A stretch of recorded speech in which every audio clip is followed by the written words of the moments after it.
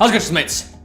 This is Mrjacharles. We're back with Spooky's Jumpscare Mansion, the Swan Song of Saigon. That's the name.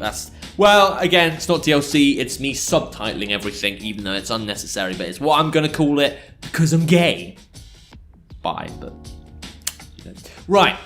Previously, we got to room 5-5. We're number 148 of people ever in this version of Endless Scores. There's actually like more than one version because there's like the old game that's everything's 2D. In this game, apparently all the enemies are 3D, and they'll probably update it again at some point. But I guess I made some kind of history in the history of Jumpscare Mansion. But we're gonna keep going forward, and we're gonna talk about Harry Potter. My time, how Harry Potter saved me, got me through life, and also work time fun, which well, kind of drained my life. So two opposite things. Okay, now it's always been a bit of a trend, I think, ever since I came to Vietnam. This isn't even something I started doing after I left EMG in May. This is I came here end of January, and by February I was already doing Harry Potter Let's Plays. Cause here's the thing, the moment I realized I'm going to be here for a while now, I kind of started to realize that I was not going to get anything British anytime soon. So a technique like my body kind of started doing, I kind of started craving stuff that was very me, and Harry Potter being a very British thing was the first thing my mind went to. And Yu-Gi-Oh! I think they were around about the same time. But like, literally, the first Vietnamese Let's Play I did, or like the first Saigon period Let's Play, it was either Hogwarts Legacy, which I think it might have been that actually. No, I think it was either Legacy or it was Philosopher's Stone. No, you know what? It might have been Philosopher's Stone because I had the yellow background and I didn't know how to actually, you know, have a nice background. I didn't think about the curtains because there weren't any curtains in the other bloody room. Well, there was, but it was a very awkward table. Yeah. Anyway, Harry Potter has been constantly in my life ever since I came to Vietnam. I mean, like, even in classes, people sometimes would read whilst I was teaching them. You might think that's rude, but things are much more chill in Vietnam. And as long as you know, are actually fucking in the lesson, and if I point at you and you answer a question, then I'm fine with it. Just do it. Read during the, I don't mind. I mean, some classes you can't control anyway, especially when you're like a substitute teacher. So, you know. So I did the Let's Plays first, all the way up to Prisoner of Azkaban, which I kind of wanted to beat that in Vietnam, but I guess it's kind of appropriate for that to bridge, because, you know, I guess that's the bit where Harry Potter started changing from the Philosopher's Stone and the Chamber of Secrets. You know, just the Let's Player's also going to change. He's going to go to China and get some decent clothes on. And that's that. But then after the Let's Plays, after I finished work... No, actually it was during the last month, May, I was playing Work Time Fun, and there is an extremely hard achievement. Just go basics. There's a thing you can do these days with emulators where you can get achievements set up. So there's a website called Retro Achievements. Oh, Cowboy. Yeah, Cowboy's fine. Actually, I like your music. Yeah, play your music a bit more. Yeah, so you set up a profile and all that, and you get the games working in a retro art emulator. And then what happens is you can like unlock achievements as you go through the game, like it's a bit more modern. So, I mean, you might see it sometimes. I might have done it in like fucking the Harry Potter games themselves, if I'm honest. What was I saying? This cow distracted me. Asshole. Fucking, what was I saying? So much. Yeah, that's okay. I was talking about Work Time Fun. That's it. So, I wanted, like, when I first discovered it, like a few years back when I was with Kate still, I wanted to go through all the PSP games. I thought that'd be a modest thing to do. They weren't coming out that much. It was like one game every 2 weeks. Admittedly a bit hard, but how hard could they be? Because they're like the scraps no one wants half the time. I mean, besides Birth by Sleep, Crisis Core, that Joan Dark game, what legit games are there that are like award-winning for PlayStation Portable? I mean, there's Dissidia Final Fantasy, but that really kind of explains my point. It's a spin-off game that no one needs, but hey, it's there, we can sell some franchise. But, Work Time Fun. I think it's like the 20th hardest game of all on the site. It's in the 20s, and I was freaking out. I was freaking out because I think I've done a 10-second Let's Play of it, where I was assembling pens or something. It's actually on YouTube somewhere in the YouTube universe. But one of the games, because there's like a collection of 20, 30 of them, one of the games was a baseball game, and it's pretty simple. All you have to do is the guy throws the ball and you've got to kind of catch it. Or no, they bat the ball and you've got to catch it. Throw it back and then do that. But the problem is, you have to do that 1,000 times without missing. And it sounds easy enough, but the ball does what it wants. Sometimes you have to dive for it. Sometimes you have to be gay for it. Oh, and you know what? Of the 1,000 balls, I like changing the weather too. So out of the last fucking 300 balls, it's so dark you can't see the shadow of the ball, which you use to fucking find the ball. So I was literally changing my screen, like, fucking resolution and fucking color, just so I could give myself an easier time. And to be fair, it was so painful trying to be perfect all the way through, because I wasn't doing any of that save state shit. I was doing it hardcore. I mean, heck, you can find my profile. Up to this point, I'm the only guy who's done it on hardcore. Someone else did it with save states, but they're just fucking lazy.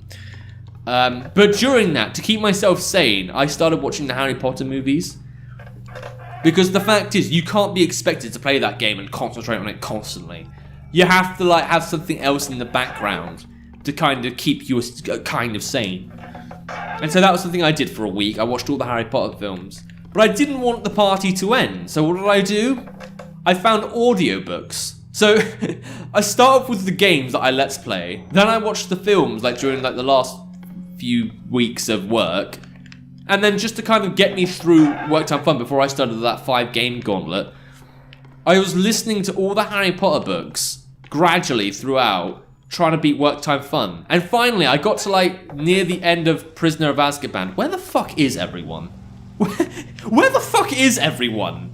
Have I even had anyone yet? I don't think I have. If I have, I haven't noticed them. Or is everyone just gone to sleep? Is everyone like, oh, I can't catch him? Because I'm only 140 something. 140, oh, soap. No, I've read that. If you want to read it, play Endless yourself. We're not here for that. Or you can pause the game if you really must. Or pause the video, you're not playing, you weirdo. But yeah, you know what? That's a thing you can, that's a method you can do to kind of like keep yourself sane. Just get something like from your country and then listen to it endlessly. Amount of like British CDs, the amount of fucking hours I spent reading Harry Potter. I actually got through all of it. I started the audiobooks in, I literally just found them online, end of May, and I recently just finished Deathly Hallows. Whoa, okay, you could have warned me first, you piece of shit. Yeah, fuck off. I was thinking, you can't get a guy when he's thinking.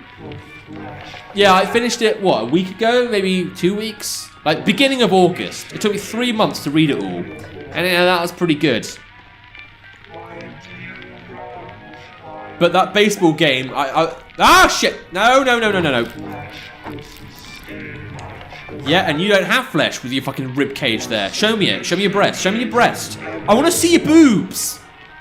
Show me them. Or don't, fine. Damn it, why doesn't he fucking flash when I want him to? I want to see your boobs. Get him. Oh, yes, Brazers. Pornhub material. I think the Vietnamese are going to have to sense that. Okay, maybe I shouldn't. Okay, I shouldn't have said that. Right. Not that they'd, like, gel me or anything, but it's a touchy subject. Right, I'll let you come over. Yeah, what was I saying? What was I saying? Ah, shit. There was a Harry Potter concert coming up, actually. I really wanted to do it as like a halfway through celebration. No, that was nothing. Jesus.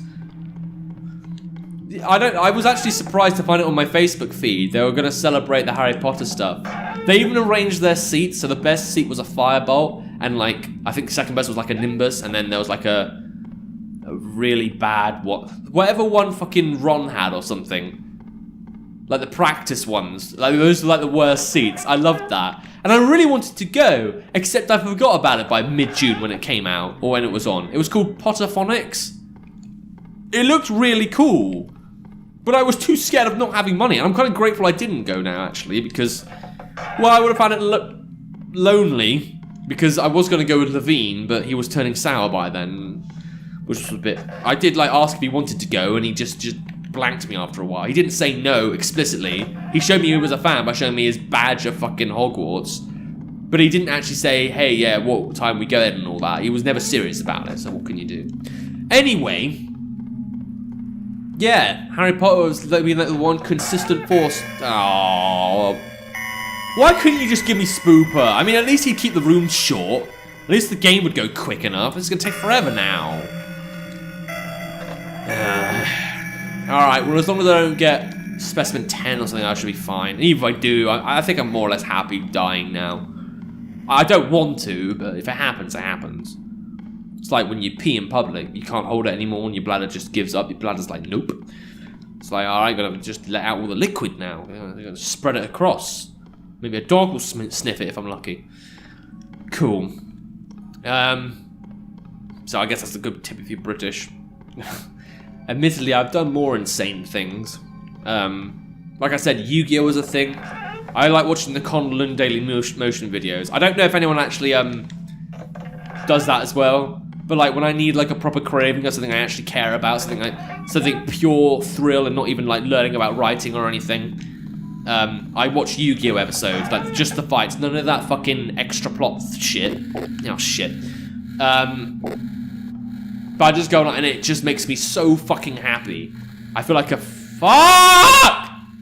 That was lucky. I think I scared him. Good enough for me. Right, yeah, so that's just the thing that you just gotta stick with stuff familiar so you can kind of at least try and feel at home. And it's just lovely, you know? I watched some films. I watched, for the first time ever in my life, the Godfather trilogy. The third one was shit, but the second one was really good. I watched that at work. I watched that during my work hours, during that like half period where I could do whatever I want. I ordered cakes in and everything. It was the fucking best. You can just lose yourself in that shit. Like, I don't know what we're gonna do when we can't use electricity anymore, because I don't know, global warming or some shit. Please, just fuck off. Come on. Be fair. Be brave, Professor. Be brave, you fucking eyeless piece of fucking Jeff the Killer wannabe. Right, fine, cool. You know what? I've actually run out of stuff to say with work time fun and all that, except I'm still on work time fun. Unfortunately, there's this balls and cows game, very vague game, but it's basically like you got to guess a number, 4 digits, and you get certain hits the more you guess. Longest shit. Fuck. Oh no. Alright. This isn't so bad because I can at least heal, and I know Whiteface's room's enough by now. The only thing that could ruin it is if Whiteface gets a bit aggressive. Alright, this is fun. There's only 10 rooms left anyway. I'm not gonna lose. I'm a legendary person. Yep. Oh, she damaged me a bit. Ah, actually, she can hinder my healing, can't she? Oh yeah, but she's a fucking pussy. It's fine. It's normal. This is normal vision. This is what I normally see when I wake up. Blue fucking hazy bullshit. So I don't brush my eyes. Besides, fucking Whiteface probably gonna go in a few seconds anyway. He's got to wake up for work tomorrow, work as a fucking Walmart cashier or some shit. Little secret story, because I've run out of work time fun. I don't want to talk about work time fun. I hate work time fun. I'm still on it. I think I'm the guy with the most points, but not the most achievements. And it's going to take months and months before I get through it. Oh, God. This particular playthrough, the main reason... Oh, God. Ow. The main reason I wanted to Let's Play it... Oh, God, this guy's getting close. Yep. Can I heal yet? Okay, good. See, these guys don't work together because fucking... What the fuck? What happened to my screen then? It just didn't want to function properly. But, like, because she relies on being close to drain you, like that, and Whiteface's rooms are so fucking big, their abilities don't really blend. This is fine. And even better, like the hazy shit. What can you hide from me in these rooms? There's no labyrinth or anything. It's just fucking constantly dealing with the fucking longness of shit. You know? I don't even know what I'm saying. It's just, you know. I tried getting all 3 of my boys into this game. All 3 of them didn't like it. I tried and get Forrester into the story. And Daisy and Levine, I just showed them doing 100 rooms of this exact playthrough, actually. It was about rooms 3,000 to 3,600-ish. That's not good. That's really not good. Okay, heal. I want to concentrate a bit on this. But all 3 of them didn't like it. And there came a point, like, a week or 2 after, I thought Levine had dumped me because he blocked me on WhatsApp. He blocked me on Zallo. But it turned out he just, like, lost his number or some shit and started messaging me again. Daisy stopped talking to me, and I only had Forrester left, who was a nice enough guy, and we chatted a bit. But I was like, yeah, but we're more friends. I felt incredibly lonely, and I was a bit depressed. I started playing this again, just for the thrill of it. Like, from room 3-6, wherever it was. My record at the time was 4,200, and I was just like, okay, look. I'm gonna beat the game. I'm gonna wait for myself to die. Save the game and just get back to the menu. I'm not risking idling. I was so prepared for this exact playthrough we're doing right now to lose from 3,600, get to like 4, 5 and die. Because I wanted to get to 5,000 because that's the attack of a 5-headed dragon. And by some miracle, I didn't die. Like, this playthrough I've been doing, at the time, before 5,000 rooms, was a way of me saying, look, I don't have friends anymore, they've all abandoned me. So I'm just going to shut the book on it, and then that's it. No, that's that. It's my last link I have to them because none of them are messaging me. And you know what happened? I reached 5,000 rooms, and I didn't die. I was surprised, I was astonished at that. And you know what else? All 3 of them came, I mean, Forrester was with me anyway, but Daisy started talking again, and Levine turned out not to fucking block me. He ended up actually, his Zallo account got blocked. And they were all actually, like, still my friends. So that again, I'm not a religious man, I'm agnostic, and I don't talk about God that much, but I generally wonder if God is with me with this particular playthrough. I mean, it's another thing, I was so certain I was going to die on that first episode, and I've fucking done 6 now. So that's why, like, this playthrough, I really wanted to video. Because it's still going, and I know, you look at fucking me again there, 42k, well, all you've got is 5,000, what, 5,500? 5,600 now, that's pennies compared to those other boys. Yeah, well, this playthrough means this particular, not just this game, this particular endless mode playthrough I'm doing means a lot. Because when I play this game, it's like all 3 of them are here with me, even though none of them fucking like this game. Oh, you know, it's only 9 o'clock, but I might get out of the wine at this rate. Right, I'm gonna be honest, I was only expecting to do 8 episodes. I think I probably am gonna do more if I last 2 more episodes, but I'm wondering what's gonna kill me.